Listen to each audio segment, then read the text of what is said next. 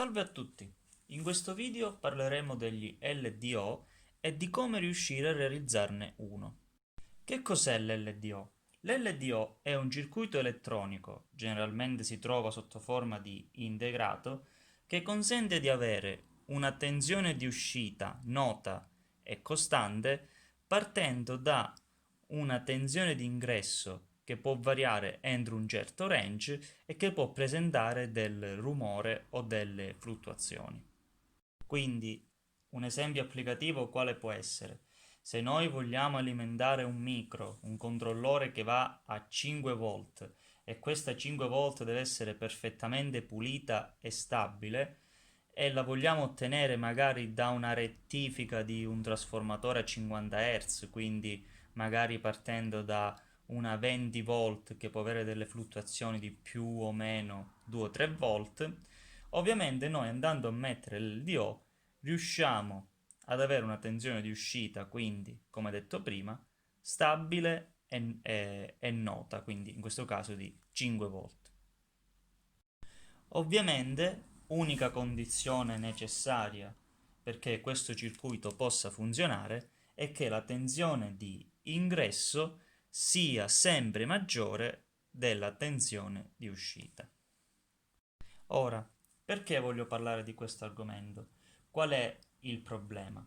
Il problema è che questi LDO, questi integrati, sono in commercio, diciamo, in valori standard, ovvero non troverete un integrato che dalla 100 volt di ingresso vi produce un'uscita di 20 volt perché è un valore fuori dallo standard e quindi un LDO di questo tipo non è commerciale, non lo potete acquistare. Quindi mi sono chiesto, è possibile realizzare un LDO custom in modo che io possa personalizzarlo a seconda della necessità, delle specifiche del progetto che magari sto realizzando? Il circuito che ho pensato per rispondere a questa domanda è il seguente, che è un circuito davvero molto facile da realizzare e adesso andremo a vederne il funzionamento. Il circuito si compone di un transistor NPN, una resistenza e di un diodo Zener. Com'è che funziona? In pratica, qui abbiamo la nostra tensione di ingresso. Su questo partitore, in questo punto, ovvero il punto dove poi si connette anche la base del transistor, è a una tensione nota, quindi dipenderà dal valore che noi vogliamo dare al nostro diodo Zener. Supponiamo quindi di avere qui un diodo Zener che è da 12 volt. Su questo punto si potrà avere una tensione massima di 12 volt. Quindi che cosa succede? Fin quando durante la fase di transitorio questo punto si trova a una tensione minore perché l'uscita è ancora bassa, quindi quando la corrente scorre in questo nodo vedrà che questa parte di circuito è più conveniente rispetto a questo perché qui il diodo Zener non è ancora scattato. Quindi cosa succede? La corrente scorre attraverso il canale base emettitore e quindi il transistor si attiva e va a caricare la capacità. Una volta che l'uscita avrà raggiunto la tensione di soglia del diodo Zener, in questo caso 12 volt, cosa succede? Che il diodo Zener si attiva perché su questo punto per poter continuare a trasferire corrente da questa parte bisogna raggiungere una tensione maggiore di 12 volt, ma lui si accende a 12 volt, quindi la corrente non passerà più attraverso la base del transistor, ma attraverso il diodo Zener. Quindi, non passando più corrente per la base, il transistor si disattiva e questa tensione resta costante a 12 volt. Ovviamente nel circuito così fatto, una volta che qui si sarà raggiunta la 12 volt, questo ramo si disattiva totalmente e la corrente continuerà sempre a passare per il diodo Zener. Però se qui mettiamo un carico che assorbe corrente, piano piano questa capacità si scarica e quindi quando l'uscita scende poco poco al di sotto dei 12 volt, subito questo ramo si riattiva leggermente e quindi il transistor ricarica la capacità. Ovviamente i carichi che possiamo andare a mettere in collegamento all'uscita devono essere molto piccoli perché questo tipo di applicazione è un'applicazione davvero molto dissipativa e quindi si può fare anche di potenza superiore alettando correttamente il transistor, ma per piccole potenze, per esempio di, di segnale, questa resistenza deve avere un valore molto piccolo, altrimenti il transistor va a fuoco.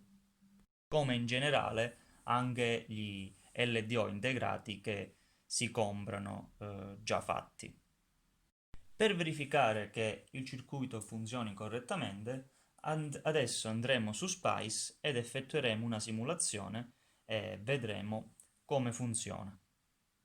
Ho messo il circuito su Spice, ho utilizzato un diodo Zener da 12 volt e qui si può vedere l'uscita. Quindi dopo un transitorio iniziale, l'uscita effettivamente si porta a 12 volt. Quindi il circuito funziona. Adesso vediamo le correnti.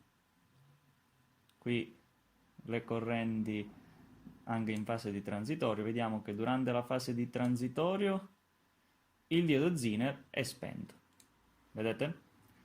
Dopodiché, quando raggiunge 12 volt, si accende e quindi non consente più il passaggio di corrente dalla base, che infatti prima trasferiva corrente, ma che poi dopo il transitorio va a zero. Quindi il circuito funziona. Ora vado a collegare la resistenza. Ho messo una piccola resistenza da 100 ohm.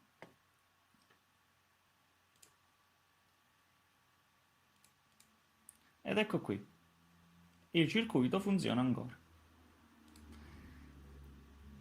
Qui questa volta le correnti ovviamente avranno valori diversi a regime, infatti, come si può vedere, abbiamo che la corrente che passa attraverso questa resistenza resta sempre uguale, ma che, essendoci un carico, la corrente di base non è perfettamente a zero. Infatti ha un valore minimo che consente l'apertura del canale collettore-emettitore in modo che vada sempre a rigenerare la corrente che assorbe la resistenza. Come vi dicevo, però, questo circuito è altamente dissipativo. Infatti, se andiamo a fare il calcolo delle potenze, si può vedere come ovviamente ho simulato un valore custom di 50 volt di ingresso, quindi si può vedere come la resistenza stia assorbendo 1,5 watt mentre il transistor ne stia dissipando 4,5. Quindi a livello di rendimento i circuiti con LDO sono qualcosa di devastante, e più la tensione di ingresso è alta e più la tensione di uscita è bassa, tanto più questo rendimento peggiora. Quindi è da tenere in considerazione in fase di progettazione, perché questo transistor si riscalda moltissimo, quindi per questo tipo di applicazioni è consigliabile usarlo solo per dare tensioni componenti di tipo segnale o comunque di tipo logico.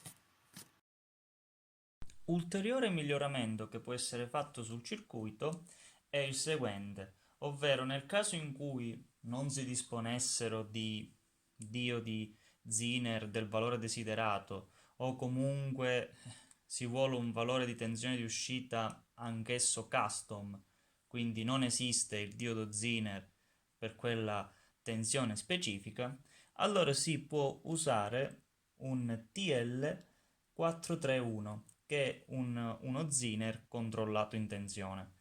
Quindi tramite questa formula che trovate anche sul datasheet è possibile dimensionare correttamente la rete di partitore resistivo in modo da ottenere la tensione voluta di breakdown di questo diodo fino a un valore massimo di 36 volt e quindi potete in questo modo dimensionare correttamente la tensione di uscita che desiderate.